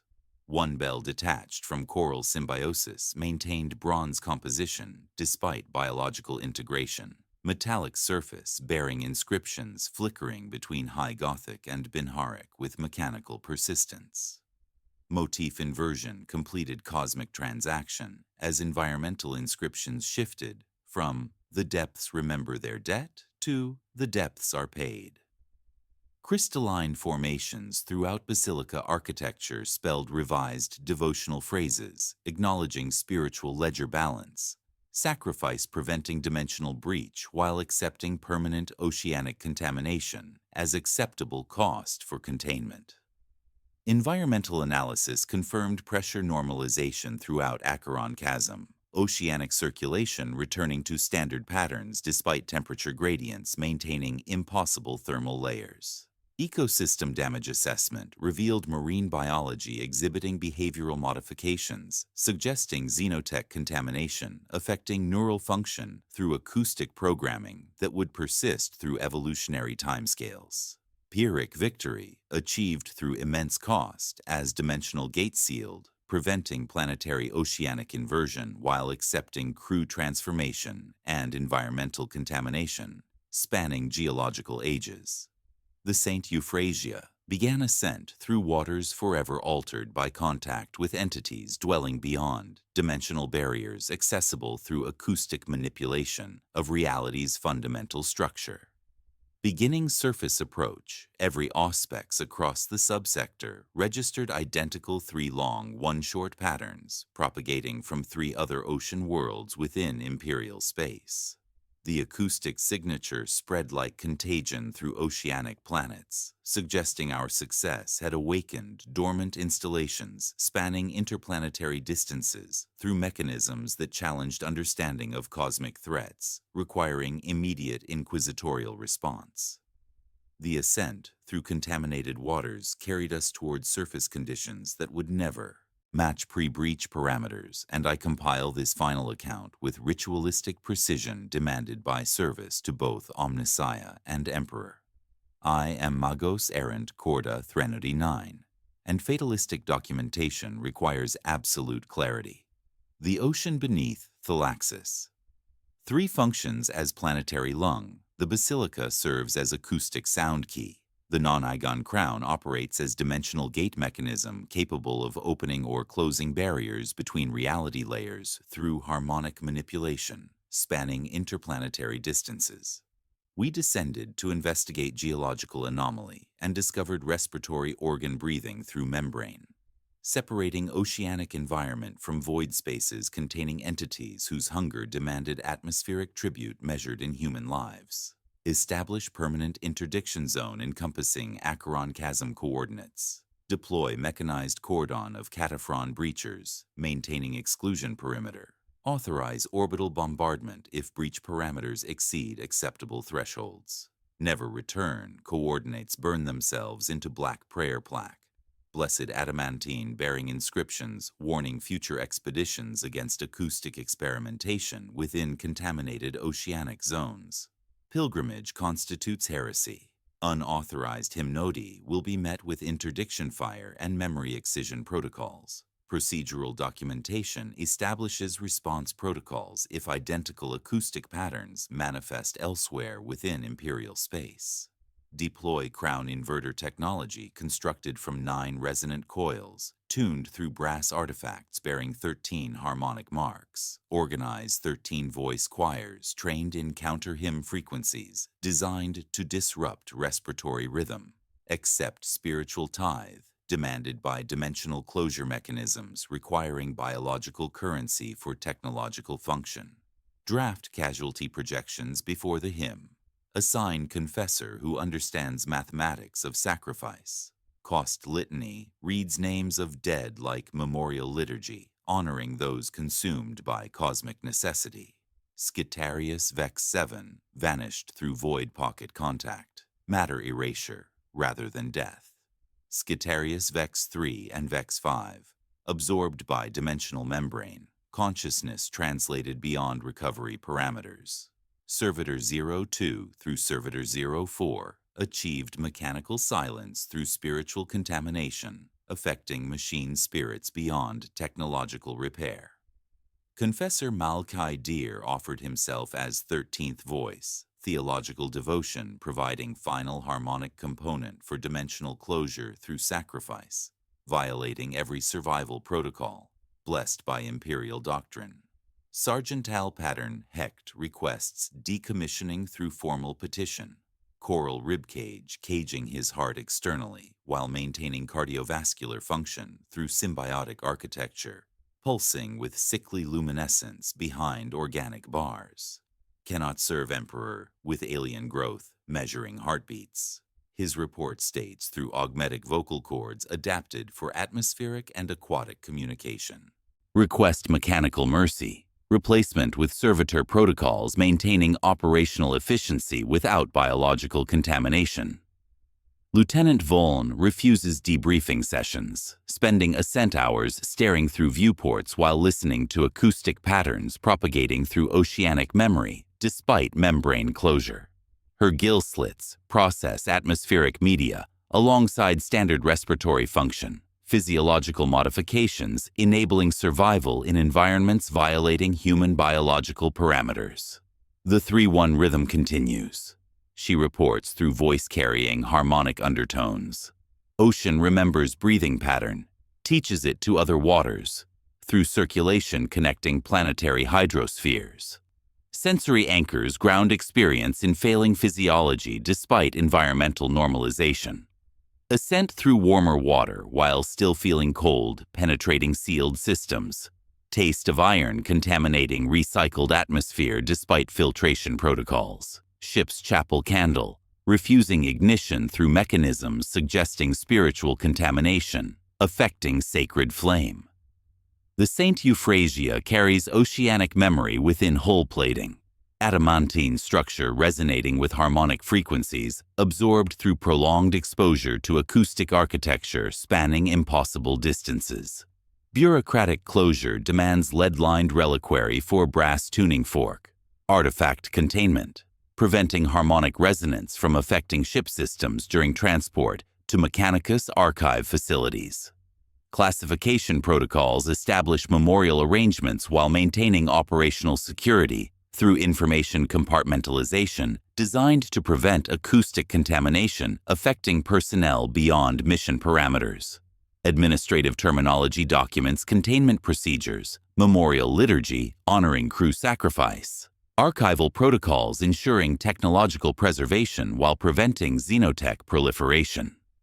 Environmental analysis confirms return to surface conditions approximating normal oceanic parameters. Atmospheric pressure changes registering through standard measurements despite temperature gradients, maintaining impossible thermal layers throughout Thalaxis 3's hydrosphere.